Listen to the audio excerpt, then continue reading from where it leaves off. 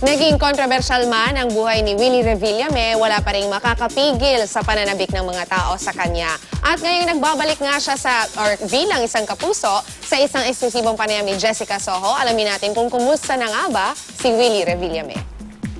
Pero kamusta ka na? Ang tagal mong nawala 1 year, 7 months. Okay naman, nakakaraos. Awa ng Panginoon. Ano ba to? Forced vacation? Parang punersa mo yung sarili mo, mag-break ka muna. Alam mo, sa trabaho natin, especially yung daily show, di ba napaka-stressful, no? Kasi ang trabaho ko is more of magpasaya, di ba? Kahit may dinadamdam ka sa buhay, kailangan papakita mo pa rin sa mga nanonood sa'yo na masaya ka. Jessica, iba yung nagpapasaya ka at masaya ka.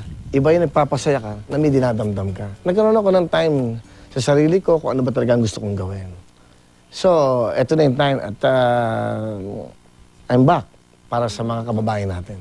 Kung swerte ang pag-uusapan, tila sobrang nabiyayaan si Willie. Hindi yan maipagkakaila sa mga mansyon at iba pang ari-arian na meron siya. Alam mo, mami-misinterpret ng iba yung, di ba, you talk openly about your wealth. Pag pihado yung mga makakapanood nito, sabihin, ang yabang talaga niyan si Willie Revillame. Paano mo ipapaliwanag yon dun sa mga hindi nakakaintindi? Sana maintindihan na, hindi ko naman po ninakaw ang perang ito Pinaghirapan ko naman po ito. Saka, itong perang to, ginagastos ko sa sarili kong, kumbaga, happiness. At syempre, nagpaunlak pa ng isang exclusive house tour si Willie Revillame sa kanyang 5 hektaryang resort hotel sa Tagaytay. Kitang-kita ang Taal Lake at Taal Volcano, maging ang malaking bahagi ng Laguna. Lahat ng muebles sa kanyang dinedevelop na 5-star resort hotel, imported at dekalidad. At ilan sa mga amenities, music room, sauna, gym, swimming pool, view deck. Ito na yung bedroom, master's bedroom ni Willie. Alam mo, nagulat ako yung bahay mo, bonggang-bongga, napaka-engrande. Pero yung bedroom mo, simpleng-simple.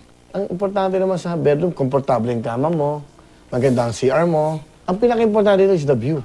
Dito kayo. Look at the view. Ang galing. Feel like a hotel. Oh.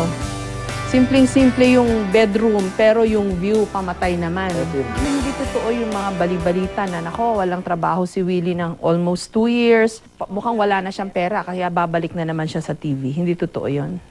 Hindi ako apektado sa mga sinasabi nila Kasi ikaw naman na nakakaalam ng totoo sa buhay mo. Di ba?